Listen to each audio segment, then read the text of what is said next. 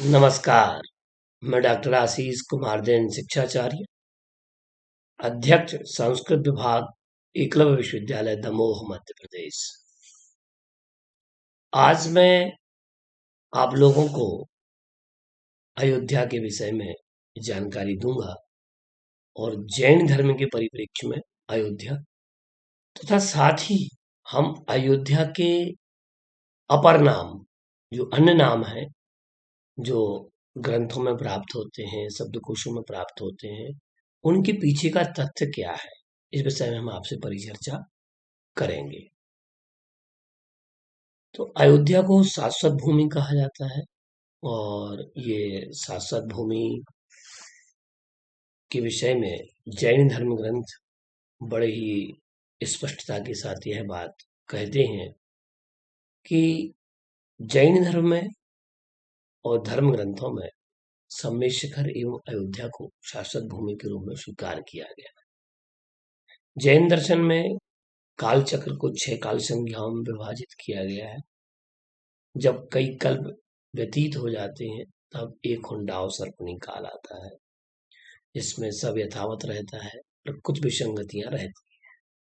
और ये 49 दिन की वर्षाओं का उल्लेख भी जैन शास्त्रों में मिलता है तथा अ,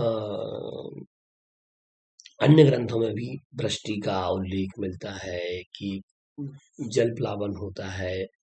ये ऐसे उल्लेख, कुछ जुड़े जुड़े उल्लेख मिलते हैं, चाहे वह जैन धर्म हो, वैदिक धर्म हो अथवा अन्य धर्म भी हो, तो वहां भी ये उल्लेख प्राप्त होते हैं। उसी कारण से यहाँ देखें कि जो कोई विसंगतियां होती हैं, तो उसी कारण से वर्तमान के जो 24 तीर्थंकर हैं, भगवान वृषभ देव से लेकर महावीर तक, क्योंकि इसके पहले भी भूतकाल में 24 तीर्थंकर हो चुके हैं और भविष्य काल में भी 24 तीर्थंकर होंगे।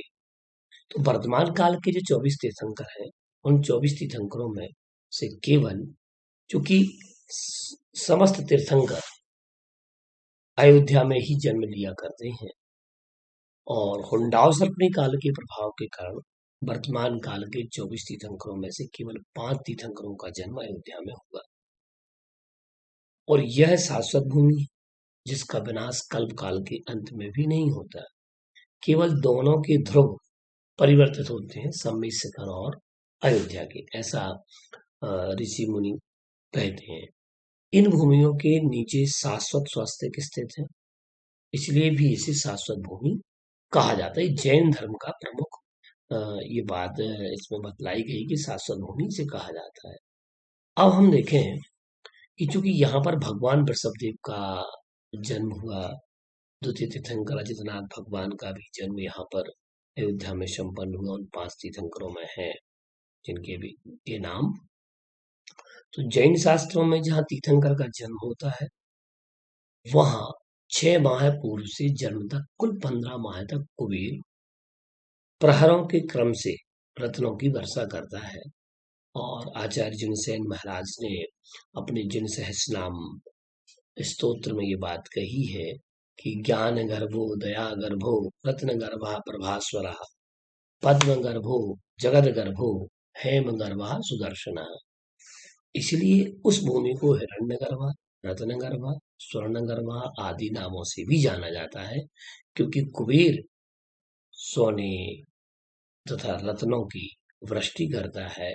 सो इस कारण से इसे ज्ञान गर्भ, क्योंकि ज्ञान गर्भ इसलिए कहा गया क्योंकि यह एक ज्ञानी महापुरुष का जन्म होने वाला होता है, जो जन्म से ही मति सुत और अवधि ज्ञान का धारक होता है। दया गर्भ इसलिए कहा गया क्योंकि जो जीव है, वह जीव दयावान होता है, प्राणी मात्र के प्रति हित की भावना रखते हैं तथा दया करुणा से परिपूर्ण होते हैं।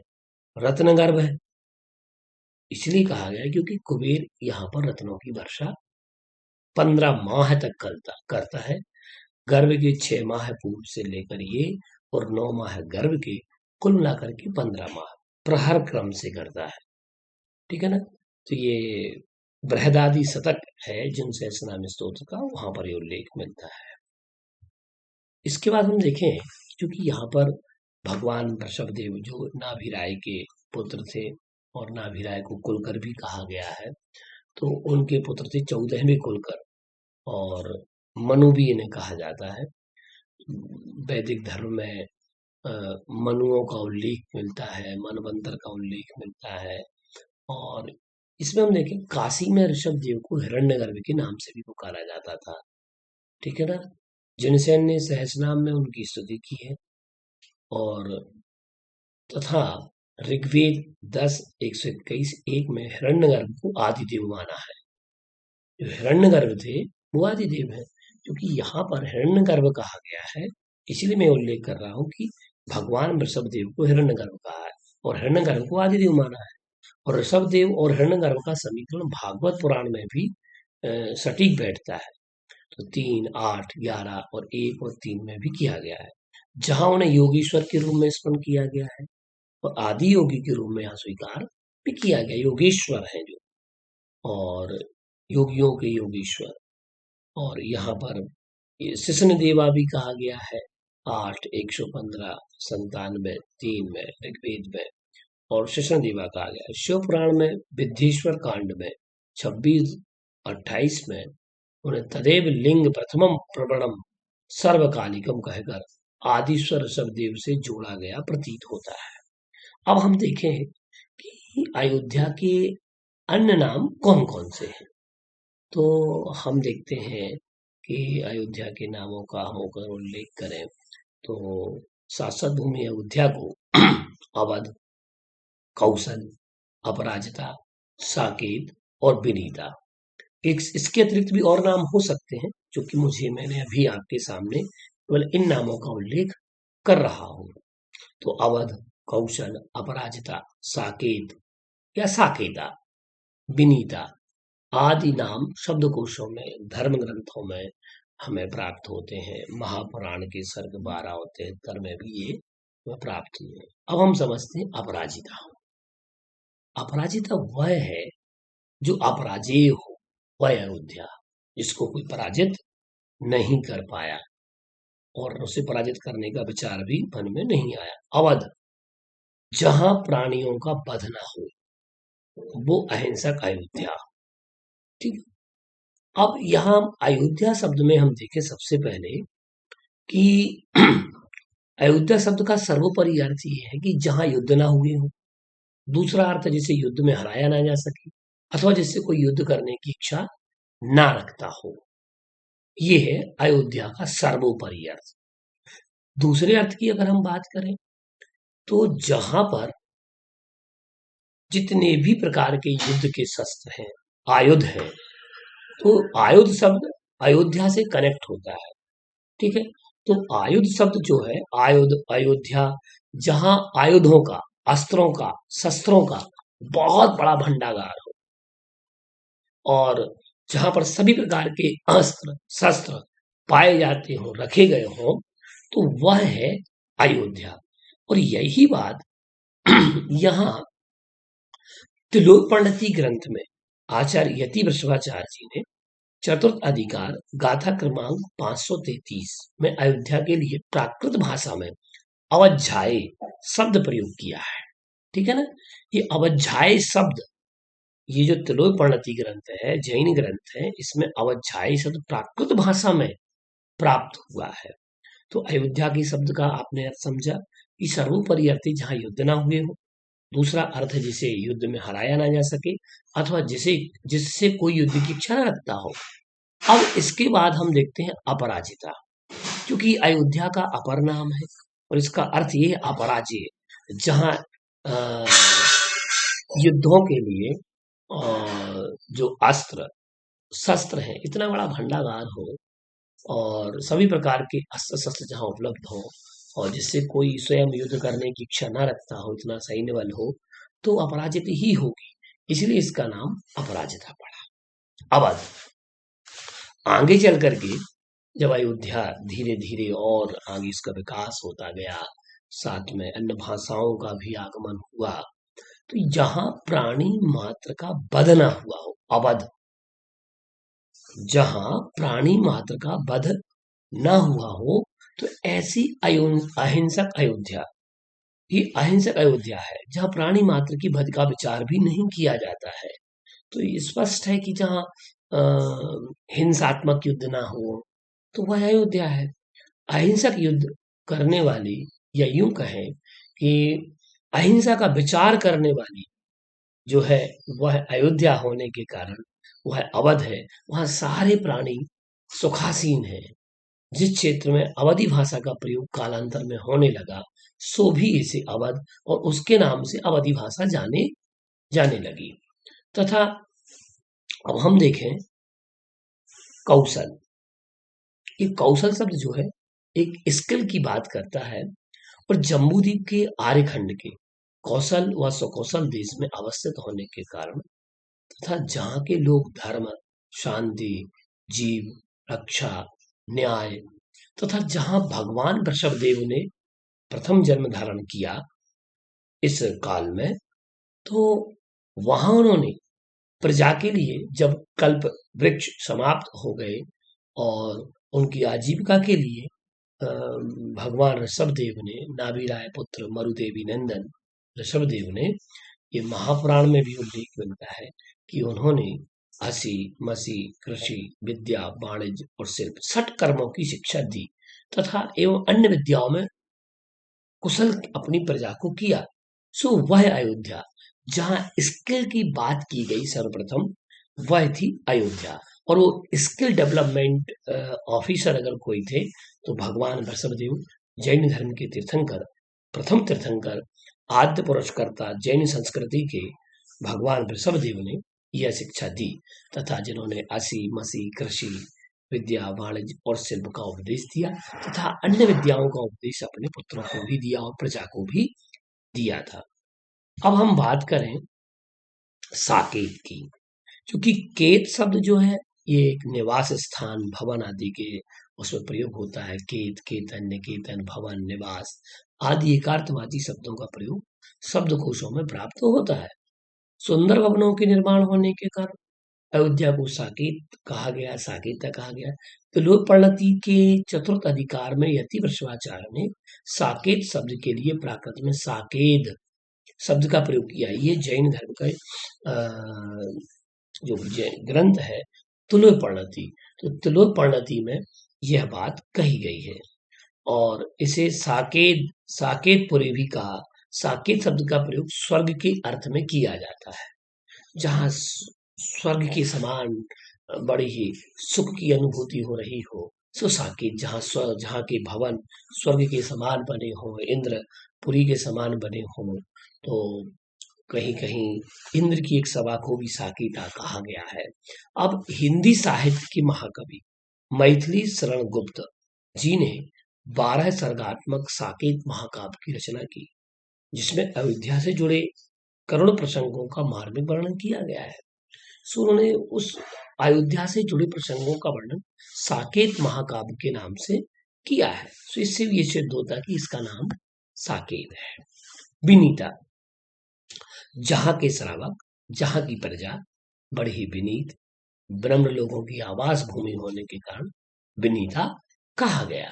तो इस प्रकार से ये नाम अयोध्या की अपर नाम है।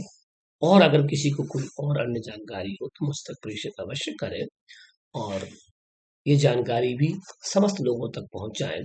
क्योंकि विनीता कहा, साकेता कहा, कौशल कहा, अवध कहा, अपराजिता, तो अयोध्या का सर्वोपरि अर्थ हमने जाना। और अवध, कौशल, अपराजिता, साकेत, विनीता, ये नाम हमें प्राप्त होते हैं। अब हम देखें कि भगवान ऋषभदेव और अयोध्या का बहुत बड़ा पुराना संबंध है। और यहाँ के प्रथम राजा नाभि राय थे, और नाभि राय ने शासन किया। और इसके पूर्वी अजनाभ वर्ष के नाम से भारतवर्ष जाना जाता था। फिर भगवान ऋषभदेव के पुत्र भरत के नाम से जाना जाने लगा। और उसके उपरांत फिर दुष्यंत भरत हुए, फिर भरत मुनि हुए, और साथ में राम के भाई जो कि भगवान राम ने यहाँ अयोध्या में दशरथ नंदन राम ने भी यहाँ जन्म लिया, जिसे वर्तमान में रामलला सरकार के नाम से भी जाना जाता है। और आज वर्तमान में बहुत अच्छा एक भारत सरकार और भारत की प्रजा ने अयोध्या में रामलला का बहुत भव्य मंदिर का कार्य वर्तमान में चल रहा है। तथा यहाँ भगवान श्री राम ने, जो जैन धर्म में बलभद्र के नाम से जाने जाते हैं, और राम, लक्ष्मण, भरत, शत्रुघ्न, ये चार भाई, जिनमें से भरत के नाम से भी ये अयोध्या जानी गई। और हम देखें तो कई लोग भरत मुनि से भी इसका संबंध नाता जोड़ते हैं। यद्यपि ये शाश्वत भूमि है और जैन धर्म के भूतकालीन 24 तीर्थंकर यहाँ पूर्व में जन्म ले चुके हैं। साथ ही वर्तमान के 24 तीर्थंकरों ने जन्म लिया। 24 तीर्थंकरों में से हुंडाओ सर्पनी काल के प्रभाव के कारण केवल 5 तीर्थंकरों ने यहाँ पर जन्म लिया। साथ ही हम देखें कि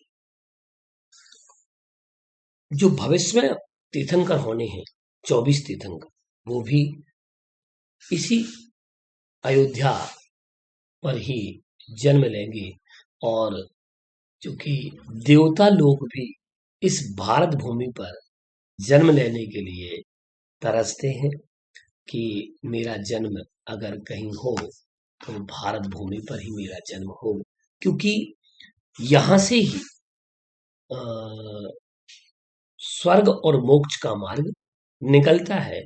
इसलिए भारत भूमि पर ही जन्म लेने का विचार हमेशा देवताओं का होता है, और देवगति से वह मनुष्य गति प्राप्त करना चाहते हैं, क्योंकि मनुष्य गति ही एक ऐसा साधन है जो हमारे लिए, आपके लिए स्वर्ग और मोक्ष का मार्ग प्रशस्त कर सकते हैं।